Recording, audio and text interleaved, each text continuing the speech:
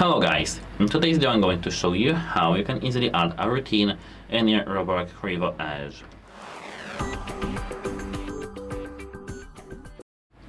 At first, here, when you are here, tap routine. Here, as you can see, we have add routines. Add routine. We can add, for example, full cleaning, row cleaning, or zone cleaning. Let me add full cleaning. Here they have our whole area. If we tap here edit, we can see and check if we want here to have the AI SmartPlan, VAC followed by MOP, VAC and MOP, MOP, vacuum or customize. So apart from that, we do have here suction power, water flow, cleaning count and route. If we have done that, we can tap save. Now here we can tap this button over here. Wait a moment.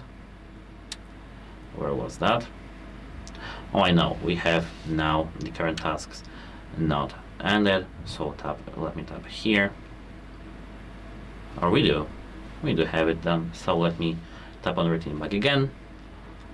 And as I can see now my routine isn't saved, so let me tap full cleaning, here, save, and now here we do have our routine complete, routine name, let it be some letters, and now we can do here our routine.